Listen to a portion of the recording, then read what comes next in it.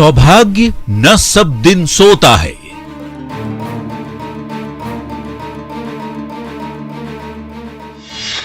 क्षमा शोभती उस भुजंग को,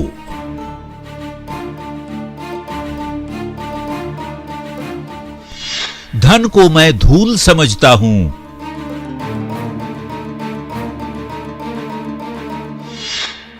जब नाश मनुज पर छाता है। सिंहासन खाली करो कि जनता आती है। याचना नहीं अब रण होगा।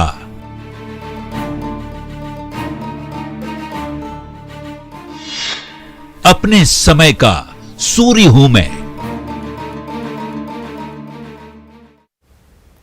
नमस्कार, मैं हूं शुभ मिश्रा और आज के इस विशेष कार्यक्रम में हम बातचीत करेंगे राष्ट्रकवि कवि रामधारी सिंह दिनकर के बारे में। आज हम आजाद हवा में सांस लेते हैं, लेकिन ये आजादी हमें यूं ही नहीं मिली। स्वतंत्रता संग्राम के नायकों ने अंग्रेजों से आजादी छीनकर हासिल की है और आजादी की लड़ाई में उस दौर के साहित्यकारों की अग्रणी भूमिका है। रामधारी सिंह दिनकर तो ऐसे प्रणेता थे जिनके शब्द आग उगलते और कविता लोगों को आंदोलित कर देती।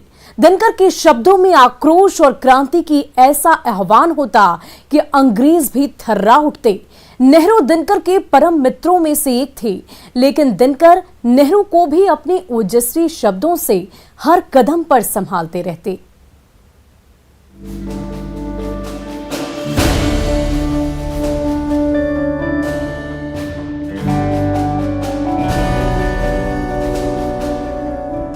आधुनिक हिंदुस्तान के श्रेष्ठ वीर रस के कवि रामधारी सिंह दिनकर, जिनकी कलम आग उगलती थी, जिनके शब्द सूर्य के समान थे, आजादी से पहले एक विद्रोही कवि और आजादी के बाद भारत के राष्ट्र कवि कहलाए रामधारी सिंह दिनकर।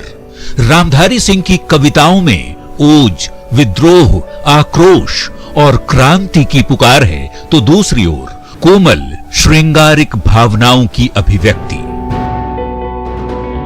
दिनकर ने ऐसी कविताएं लिखी जो मन को आंदोलित कर दी। दिल्ली में लोकतंत्र का ये मंदिर साक्षी है कि दिनकर सत्ता के करीब रहे और जनता में लोकप्रिय भी। दिनकर जनकवि हैं तो राष्ट्र कवि भी। दिनकर का व्यक्तित्व विरोधों को अपने भीतर बहुत सहजता से साधता। पंडित जवाहरलाल नेहरू दिनकर के ओजस्वी और प्रखर शब्दों से मंत्रमुग्ध हो जाते।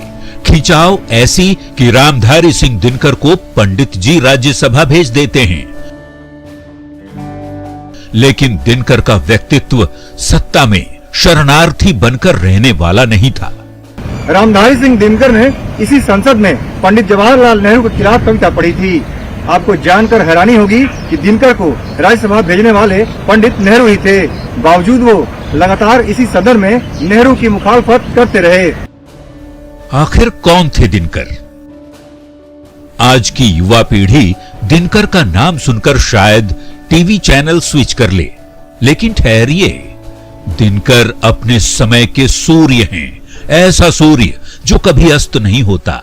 दिनकर के शब्द आग उगलते हैं, जिनको पढ़कर धमनियों में दौड़ रहा रक्त सिहर उठता है।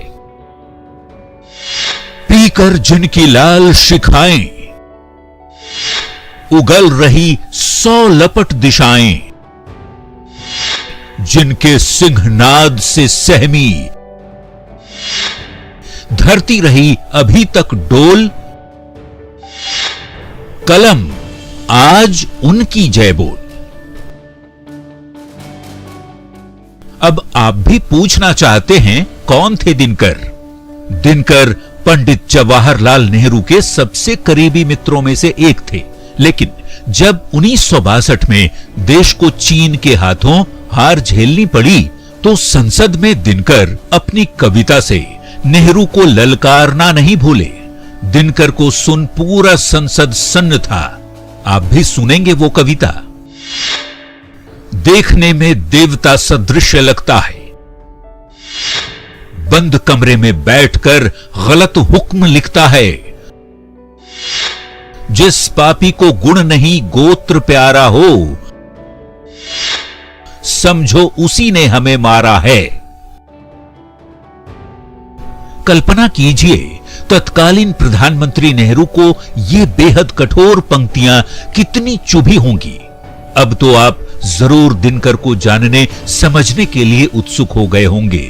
तो जान लीजिए, दिनकर ऐसे थे जिन्हें हरिवंश राय बच्चन गद्य, पद्य, भाषा और हिंदी की सेवा के लिए अलग अलग 4 ज्ञानपीठ देने की वकालत किया करते थे। जबकि दिनकर और हरिवंश राय बच्चन एक ही दौर के कवि थे। समकालीनों के बीच की जलन और प्रतिस्पर्धा तो हर दौर में रही है। बावजूद हरिवंश राय बच्चन दिनकर पर ज्ञानपीठ निसार कर देना चाहते थे। दिनकर हिंदी की लड़ाई लड़ते रहे और इसके लिए संसद में भी खुलकर बोलते। और संसद में खुले तौर पे ये कहा था कि आज जो हिंदी की अवमानना है या हिंदी का जो मजाक उड़ाया जाता है कई जगहों पे, वो पंडित जी के देखा देखी उड़ाया जाता है। अगर पंडित जी हिंदी को सम्मान देते तो हिंदी का इस तरह से उसकी अवमानना नहीं की जाती। इस तरह से उन्होंने संसद में खुलेआम कहा है इसको। दिनकर बिहार के विरासत हैं, हिंदुस्तान के सूर्य हैं, बेगूसराय के सिमरिया गांव का सौभाग्य हैं और इन तमाम संबंधों से दिनकर हमारे पूर्वज हैं। ऐसे पूर्वज को शत शत नमन। न्यूज 18 के लिए दिल्ली से अमितेश कुमार और पटना से रजनीश कुमार की रिपोर्ट।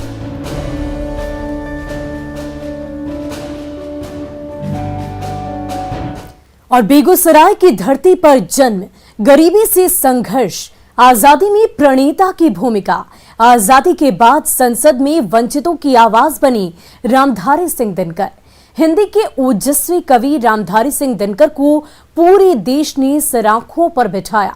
वो जहां जाते एक अलग तरह का तेज बन जाता, जैसे मानो सचमुच सूर्य कविता पाठ कर रहा हो। धन को धूल समझने वाले दिनकर कहते, सौभाग्य न सब दिन सोता है। और जब पुरुषार्थ की बातें होती तो उन्होंने लिखा, उर्वशी अपने समय का सूर्य हूं मैं। देखिए स्पेशल रिपोर्ट। फूंक फूंक विष लपटे, उगल जितना हो जहर हृदय में, यह बंसी निरगरल बजेगी सदा शांति की लय में। ओ पहचाने किस तरह भला तू। दिनकर का बचपन बेगूसराय के सिमरिया में यहीं पर बीता। यही वो स्कूल है जहां दिनकर ने प्राथमिक शिक्षा ग्रहण की।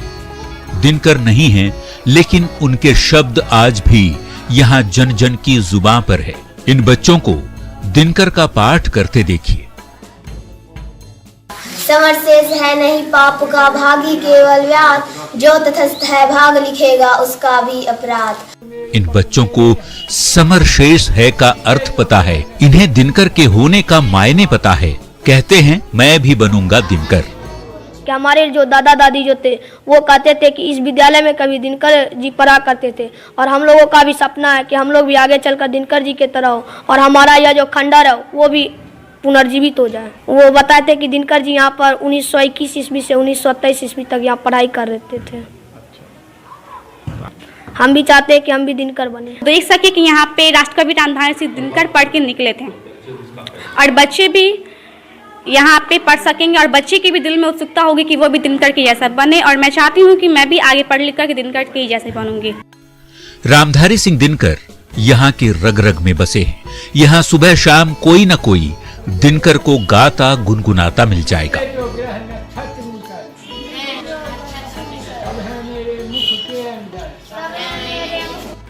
सिमरिया की संस्कृति में बसे हुए दिनकर धरोहर की तरह हैं।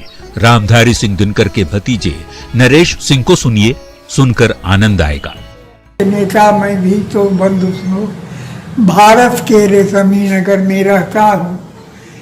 जनता तो चट्टानों की बोझ सहा करती, हम चांदनियों का बोझ किसी भी सहता।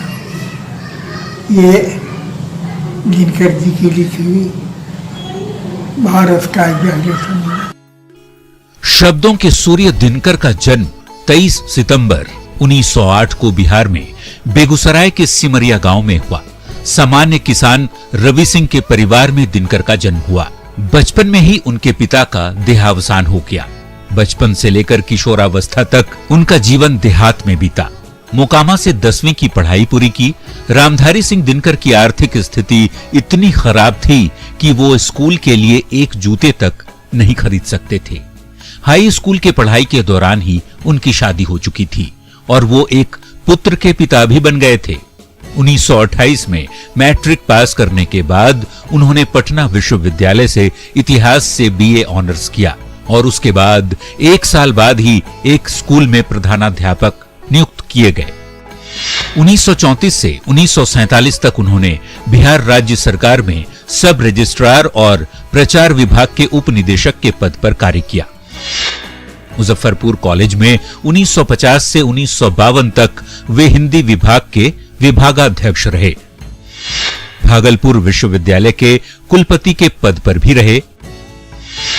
बाद में भारत सरकार के हिंदी सलाहकार के रूप में भी काम किया। रामधारी सिंह दिनकर को एक राष्ट्रभक्ति कवि के लिए जाना जाता है। स्वभाव से बहुत ही सौम्य थे, लेकिन जब देश की हित और अहित की बात आती थी तो एक वीर की भांति हुंकार भरने से नहीं चूकते। दिनकर न तो परंपरा बोध के कवि हैं, न ही आधुनिकता बोध के।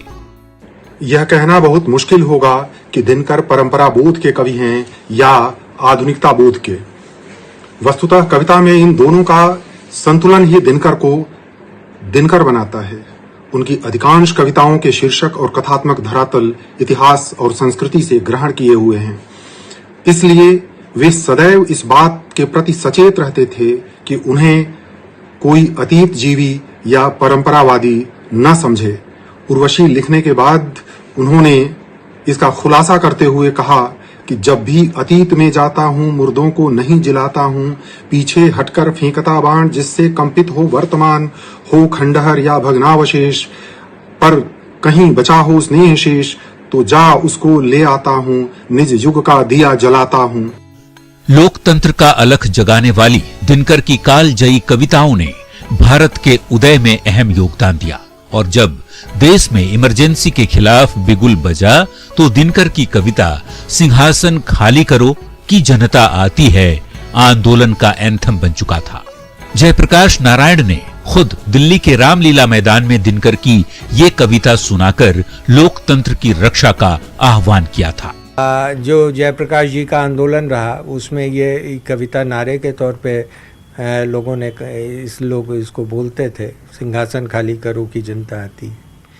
तो ये कविता है कि सदियों की ठंडी बुझी राख सुगबुगा उठी, मिट्टी सोने का ताज पहने ठिलाती है, दो राह समय के रथ का घर घर ना सुनो, सिंहासन खाली करो की जनता आती है। रामधारी सिंह दिनकर हमेशा से जाति प्रथा के विरुद्ध रहे। सामाजिक और आर्थिक समानता और शोषण के खिलाफ उनकी कई कीर्तियां हैं। रश्मि रथी तो कालजयी है, जिसमें शब्द शब्द में ओज है, ज्वार है, रण है। सोने को साध ना सकता है, वह मुझे बांध कब सकता है। हितवचन नहीं तूने माना, मैत्री का मूल्य ना पहचाना, तो ले मैं भी अब जाता हूं, अंतिम संकल्प सुनाता हूं। याचना नहीं अब रण होगा, जीवन जय या कि मरण होगा। सुमित्रा नंदन पंत और रामधारी सिंह दिनकर एक दौर के साहित्य साधक रहे हैं, लेकिन एक इंटरव्यू में सुमित्रा नंदन पंत ये कहने से नहीं हिचकते हैं कि दिनकर वो तो सूर्य हैं। बच्चन नरेंद्र दिनकर को कौन भुला सकता है। इस युग का सूर्य हूं मैं कहता है, तो सूर्य तो दिनकर रहे ही है। एक तरफ महाभारत पर आधारित रश्मि रथी है तो दूसरी ओर इंद्रलोक की अप्सरा उर्वशी का प्रेम, जिसके फांस में प्रतापी राजा पुरवरा खुद को हारा हुआ महसूस करते हैं। मर्त्य मानव की विजय का तूर्य हूं मैं, उर्वशी अपने समय का सूर्य हूं मैं, अंधतम के भाल पर पावक जलाता हूं, बादलों के शीश पर संदन चलाता हूं, पर न जाने बात क्या है। इंद्र का आयुध पुरुष जो झेल सकता है, सिंह से बाहें मिलाकर खेल सकता है। फूल के आगे वही असहाय हो जाता, शक्ति के रहते हुए निरुपाय हो जाता। विद्ध हो जाता सहज बंकिम नयन के बाण से, जीत लेती रूप सी नारी उसे मुस्कान से। मैं तुम्हारे बाण का बीधा हुआ खग, मैं तुम्हारे बाण का बीधा हुआ खग, वक्ष पर धर शीश मरना चाहता हूँ। मैं तुम्हारे हाथ का लीला कमल हूँ, प्राण के सर में उतरना। दिनकर की उर्वशी अमर कृति है, जिसे जो भी कंठ धारण करता है अति सुंदर रूप ले लेता है। कवियत्री आराधना प्रसाद को भी सुन लीजिए। यह शिला सा वक्ष, ये चट्टान सी मेरी भुजाएं, सूर्य के आलोक से दीपित समुन्नत भाल, मेरे प्राण का सागर अगम उत्ताल उच्छल है। सामने टिकते नहीं वनराज पर्वत डोलते हैं, कांपता है कुंडली मारे समय का व्याल, मेरी बाह में मारुत गरुड़ गजराज का बल है। मरते मानव की विजय का तुर्य हूँ मैं, उर्वशी अपने समय का सूर्य हूँ मैं। दिनकर की ख्याति राष्ट्र कवि के रूप में है, लेकिन उनका श्रृंगार काव्य उर्वशी प्रेम का द्योतक है। हिंदी की काव्य परंपरा में प्रेम का विशिष्ट स्थान है। प्रिय और क्या कहूं, ऐसी ही प्रेम आग्रह कविता है। प्रियतम कहूँ मैं और क्या, शतदल मधुल जीवन कुसुम में, प्रिय सुरभि बनकर बसो। घनतुल्य हृदयाकाश पर मधुमंद गति विचरो सदा, प्रियतम कहूँ मैं और क्या। दृग्बंध हूँ तब तुम सुनहरे स्वप्न बन आया करो, अमितांशु निद्रत प्राण में प्रसरित करो अपनी विभा, प्रियतम कहूँ मैं और क्या। भारत की आजादी के बाद दिनकर की कविताओं के बोल बदल गए, लेकिन हुंकार का लय कभी मध्यम नहीं पड़ा। जन और लोकतंत्र के लिए उनके शब्द लड़ते रहे। समरशेष है को कौन भूल सकता है। समरशेष है नहीं पाप का भागी केवल व्याध, जो तटस्थ इस समय लिखेगा उनका भी अपराध। हरिवंश राय बच्चन यूं ही नहीं, दिनकर को अलग अलग 4 ज्ञानपीठ देने की वकालत करते थे। एक ओर रश्मिरथी है, कुरुक्षेत्र है, परशुराम की प्रतीक्षा है, उर्वशी है, तो दूसरी ओर संस्कृति के 4 अध्याय हैं, जो भारतीय संस्कृति के स्वरूप को समझने का दस्तावेज है। संस्कृति के 4 अध्याय नाम की बड़ी महत्वपूर्ण पुस्तक लिखी है, जिसमें न केवल भारत की जो संस्कृति है, भारत की जो सभ्यता है 5000 साल पुरानी, उसके बारे में, बल्कि बहुत से ऐसे बिंदुओं को भी उन्होंने उस पुस्तक में स्थान दिया है, जिसका बहुत ही अंतर्राष्ट्रीय महत्व है। तो मैं मानता हूं कि दिनकर की जो वो रचना है, वो जो पुस्तक है, न केवल भारत की एक खूबसूरत तस्वीर प्रस्तुत करती है, बल्कि दुनिया की बहुत सी जो चीज़ें हैं, संस्कृतियां हैं, उस रचना में, उस पुस्तक में आपको मिलेंगी। दिनकर हर दौर में प्रासंगिक हैं। जिसने भी दिनकर को पढ़ा, दिनकर के मुरीद हो गए। उनके दिल में वंचितों के लिए जो प्यार था, जो करुणा थी, जो दया थी, उन्होंने अपनी रचनाओं के माध्यम से उसको प्रदर्शित किया है। माननीय प्रधानमंत्री श्री नरेंद्र मोदी जी अपनी वक्तव्य में उनकी रचनाओं को दोहराया करते हैं। देश के पहले प्रधानमंत्री जवाहरलाल नेहरू हों या वर्तमान प्रधानमंत्री नरेंद्र मोदी, दिनकर के शब्दों को आत्मसात करते रहे हैं। अब दिनकर जी को परशुराम की प्रतीक्षा थी, और दिनकर जी अपने तराजू से भारत के सांस्कृतिक उतार चढ़ाव को जिस प्रकार से उन्होंने शब्दोबद्ध किया है, वे इसमें इतिहास भी है, उसमें सांस्कृतिक संवेदना भी है, और समय समय पर भारत ने दिखाई हुई विशालता, हर चीज को अपने में समेटने का सामर्थ्य, इसको दिनकर जी ने जिस प्रकार से अनुभव किया है, जो हर पल दिखाई देता है।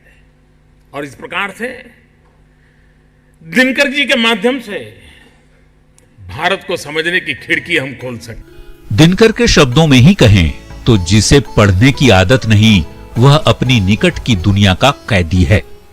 आप अपने कैद से निकल सकते हैं, दिनकर से इसकी शुरुआत करिए। न्यूज़ 18 के लिए दिल्ली से अमितेश और पटना से रजनीश कुमार की रिपोर्ट।